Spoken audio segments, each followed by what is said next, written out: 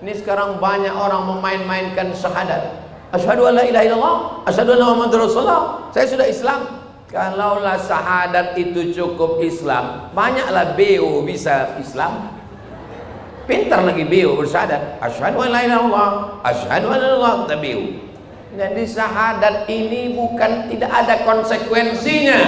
Kalau sudah bersyahadat wajib sholat. Kalau sudah bersyahadat wajib puasa. Kalau sudah bersyahadat wajib zakat. Kalau sudah bersyahadat wajib haji kalau mampu. Maka Pak Ustadz, apabila seorang ayah yang mu'allaf kemudian dia kembali ke agamanya yang lama, ini bahasanya terlalu berbelit-belit. Apa ya kali? Murtad. Udah kembali. Ketika anak gadisnya nikah, dia bersikeras ingin menikahkannya langsung. Bilang sama dia, kau bodat, semestinya kau dihukum. Kau mestinya tak ada lagi di atas dunia ini. Karena yang halal di tiga. Yang pertama an-nafsu bin nafsi, pembunuh halal darahnya ditumpahkan. Yang kedua as-sayyibuz zani, orang sudah berbini berzina, itu halal dibunuh. Yang ketiga adalah murtad. Kau ini sebetulnya mestinya dihukum mati. Ini kau pula mau menikahkan anak kau. Bertahan pula dia mau menikahkan anak dia, bersikeras. Dia mau menikahkan anaknya bersikeras, ingin menikahkan langsung. Dia mengucapkan syahadat kembali. Apakah pernikahan anak gadisnya sah, Pak Ustadz? Ini sekarang banyak orang memain-mainkan syahadat. Asyhadu an la ilaha illallah, asyhadu anna Muhammadar Rasulullah. Saya sudah Islam. Kalaulah syahadat itu cukup Islam, banyaklah BO bisa Islam. Pintar lagi BO bersyahadat. Asyhadu an la ilaha illallah, asyhadu anna Allah BO. Jadi syahadat ini bukan tidak ada konsekuensinya. Kalau sudah bersyahadat wajib sholat. Kalau sudah bersyahadat wajib puasa. Kalau sudah bersyahadat wajib zakat. Kalau sudah bersyahadat wajib haji kalau mampu. Maka bapak yang murtad memainkan agama, aslinya kalian dihukum pancung, dihukum mati kalian. Kok berani kalian lagi datang mau memainkan agama ini 2 kali? Dulu emaknya kalian mainkan, sekarang anaknya pula kalian mainkan. Diam kalian umat Islam. Maka walinya adalah, kalau tak ada abangnya, maka walinya adalah wali hakim. Kalau ada abangnya laki-laki sholat bisa. Kalau ada adiknya laki-laki bisa. Tak ada abangnya laki-laki, tak ada laki-laki, dia anak semata wayang, walinya wali hakim. Mana dalilnya? Fasultanu waliyun man la waliyalaha. Maka hakim jadi wali bagi perempuan yang tak punya wali. Jelas? Yang kalian nikahkan, yang ditanya orang, kau kemarin nikahnya siapa walinya? Walinya setan. Bagaimana memilih pemimpin yang baik dalam Islam? Jika dia terpilih menjadi pemimpin, dia bertindak dengan tindak yang tidak benar, apakah saya ikut berdosa karena sudah memilihnya? Dan jika saya takut memilih hingga saya golput, bagaimana hukumnya? Jangan sampai golput. Kenapa? Karena pezina memilih, perampok memilih, yang sakau memilih, LGBT memilih. Kalau sampai orang sholat soleh tak memilih, jangan heran nanti yang duduk di dewan perampok, pelakor, LGBT, penjahat. Bersidanglah penjahat untuk membahas uang masjid kita.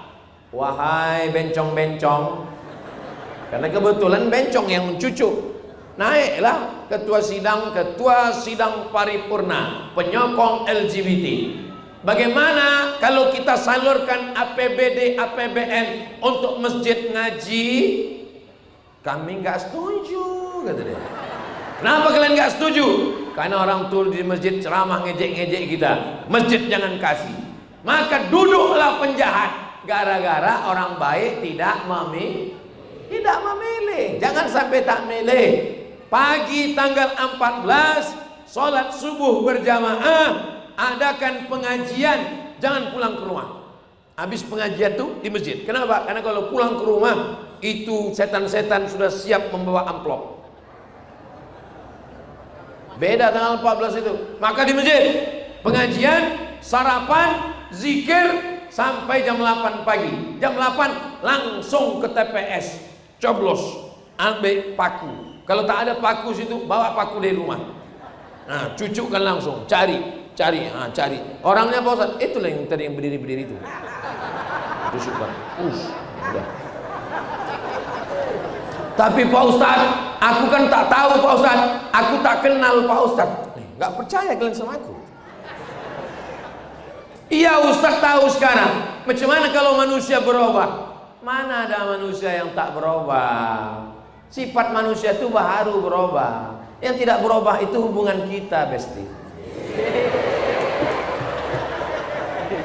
Nahnu nakumu bizawahir. Kita hanya bisa menilai zahir orang, tapi dalam hati selama ini, selama kenal, rata-rata orang yang udah 40 tahun ke atas umurnya, ada yang jelita, jelang 50 tahun, ada yang udah lewat 50. Selama ini dikenal baik secara 3, akidahnya baik, akhlaknya baik, ibadahnya baik.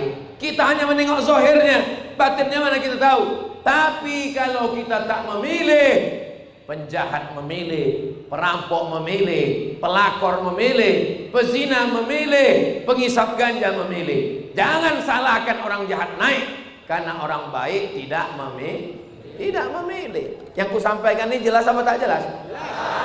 Kok ada orang bilang Somad itu ceramahnya tak jelas, telinga kau peka. Somad itu ceramahnya tak jelas, paket kau habis. Bagaimana pendapat Ustadz tentang kiblat masjid? Kiblat masjid ke sana lah, apa lagi? Yang mana banyaknya masjid-masjid sekarang ini, khususnya masjid yang lama, dimerengkan sedikit, menyerong ke kanan. Kalau diluruskan kembali, apakah sholat kita tetap sah? Yang menetapkan arah kiblat, tolong Bang Darwis, yang menetapkan arah kiblat masjid saya di depan rumah saya, yang menetapkan arah kiblatnya bukan saya. Bukan mentang-mentang saya ustadz lalu saya bawa jamaah, ayo kita ke masjid, pejamkan mata. Nampak ku kiblat. Ya udah, iya ke sana. Itu ada lembaganya, namanya LBHR, Lembaga Badan Hisab Ruqyah. Saya undang dari Kementerian Agama. Assalamualaikum Bapak LBHR. Ya, bisa datang ke rumah saya. Kami mau menetapkan kiblat masjid. Kata mereka, oke, I'm coming. Mereka pun datang. Diukurlah. Diukur, dipasang patok. Itulah yang saya ikut. Kenapa terjadi beberapa masjid ini Pak Ustaz? Katanya itu gara-gara tsunami Aceh. Gara-gara tsunami Aceh, lalu kemudian bumi ini bergoncang, arah kiblat bergeser. Nanti datang ke Pekanbaru, ada namanya Masjid An-Nur. Masjid An-Nur di sini. Satu lagi di seberang sana namanya Masjid Akramun Nas. Saya ngisi pengajian di Akramun Nas, saya ngisi di An-Nur. Di An-Nur tetap ada bergeser. Pas di Akramun Nas bergeser ke kiri. Ini membantah orang yang mengatakan kiblat masjid bergeser gara-gara tsunami. Kalau gara-gara tsunami bergeser, kenapa Masjid An-Nur tak bergeser? Kenapa Masjid Akramun Nas bergeser? Masa gara-gara tsunami? Ini gesernya sedikit, itu tidak. Kalau bergeser satu kota lah bergeser. Pas saya tanya pengurus masjid, ini bergeser ini gara-gara tsunami? Enggak Pak Ustaz, salah ukur. Makanya kepada seluruh pengurus masjid, jangan malu, tapi waktu mengambil keputusan jangan ketua berdua sama sekretaris. Malam-malam datang ke masjid jam 2, diukur orang tuh. Habis diukur, gesernya. Besok pagi datang mengamuk jamaah karena merasa dilangkahi. tidak ada komunikasi, tidak ada musyawarah. Pengurus, ketua, sekretaris bendahara sudah, RT RW sudah, musyawarah mereka, dimiringkan masjid. Tak selesai. Kenapa? Rupanya yang mewakafkan tanah tak dia undang. Ngamuk dia, enak kali kalian. Ini masjid punya bapakku ini, kata dia. Ngamuk. Undang semua, RT RW, Satpol PP, Kapolres, Kapolsek, undang semua. Bapak polisi keluarkan pistol. Bapak-bapak, ini arah yang baru. Ada kalian melawan? Nah, melawan kalian, melawan. Melawan, nah, biar ku pecahkan ginjal kalian ya. Kata dia. Undang Ustaz, undang Ketua MUI, Ketua Majelis Ulama Indonesia, menjelaskan tentang pentingnya arah kiblat. Fawalli wajhaka syatral Masjidil Haram. Kalau dulu kita pernah salah, jangan malu untuk memperbaiki kesalahan. Aku, walaupun aku ustaz, dulu waktu menetapkan masjid, aku salah jamaah. Mohon maaf, daripada ku tanggung dosa kalian semua, maka sekarang apalah apa yang mau kita pertahankan? Yang mau kita pertahankannya apa? Ini tuh mau cari muka Pak Ustaz. Gak usah cari muka, karena kita sudah punya. Mau cari nama, gak usah cari nama, karena kita sudah punya. Tolong yang belum punya nama, biar ku kasih nama kalian pagi ini. Apa yang mau dicari lagi? Yang mau dicari ini amal soleh, bukan somat. Apa pula somat? Saya sekarang umur 47 tahun, 977, sekarang 2024, 47 tahun. Berarti saya cuma hidup, kalau 63, tinggal 16 tahun lagi hidup. Apa yang mau dicari 16 tahun? Mempertahankan nama baik, rusak. Seandainya saya dulu pernah salah menetapkan arah kiblat, kalau saya mau memperbaiki, saya undang Bapak Kementerian Agama, kita ukur bersama. Jangan malu mengakui kesalahan. Mencegah dari perbuatan porno wal mungkar, perbuatan jahat yang tidak porno. Tapi ada yang lebih berat lagi daripada sholat. Apa dia? Wala dzikrullahi akbar. Yang paling berat itu adalah berzikir mengingat. Yang paling berat. Sholat 5 menit. Tup tup tup tup tup tup tup. Sholat cepat. Tapi berzikir mengingat Allah tak lupa-lupa, itu yang berat. Itulah mengapa orang ramai-ramai datang ke Besilam, pergi ke Langkat, menjumpai Tuan Guru Syekh Abdul Wahab Rokan. Sekarang mursyid yang ke-13 Syekh Dr. Zikmal Fuad. Guru saya dulu di pesantren Darul Arafah. Beliau alumni 92, saya tak tamat. Guru saya itu dulu waktu di pesantren. Sekarang udah jadi tuan guru. Apalah kerja orang tuh di sana? Berzikir Allah. Itu maka tasbih orang tuh cepat. Saya ini orangnya suka penasaran. Saya kalau bertasbih pelan. Subhanallah, subhanallah. Saya tengok orang tuh tasbih tuh. Rupanya zikirnya bukan subhanallah, bukan alhamdulillah, bukan Allahu Akbar, bukan la haula wala quwata illa billah. Zikirnya adalah Allah, Allah, Allah, Allah, Allah, Allah, Allah, Allah, Allah, Allah, Allah, Allah, Allah, Allah. Supaya apa? Kalau dia berdagang di pasar, dia tidak curang timbangan, karena waktu menimbang itu dia Allah, Allah, Allah. Kalau dia pegawai di kantor, dia tidak akan bohong, dia tidak akan curang, karena dia berzikir Allah, Allah, Allah. Menanamkan zikir Allah, bersuluk 10 hari 10 malam, 40 hari 40 malam. Untuk apa? Menanamkan ismuz zat di dalam, supaya apa?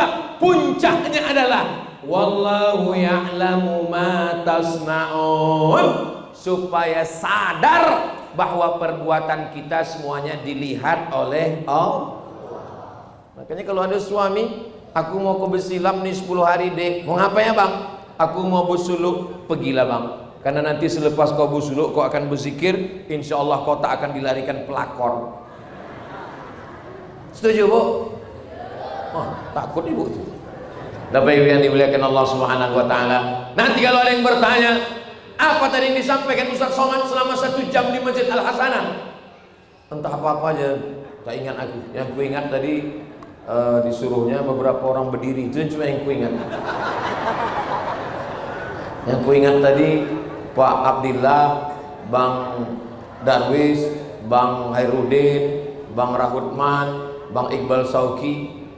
Yang disampaikan Ustaz Abdul Somad tadi adalah ayat inna sholata tanha anil fahsya'i wal munkar wala dzikrullahi akbar wallahu ya'lamu ma tasnaun. Tapi ayat itu bisa kita wujudkan, kita amalkan kalau kita memilih orang baik menentukan nasib bangsa, daerah, kampung halaman kita ke depan. Takbir!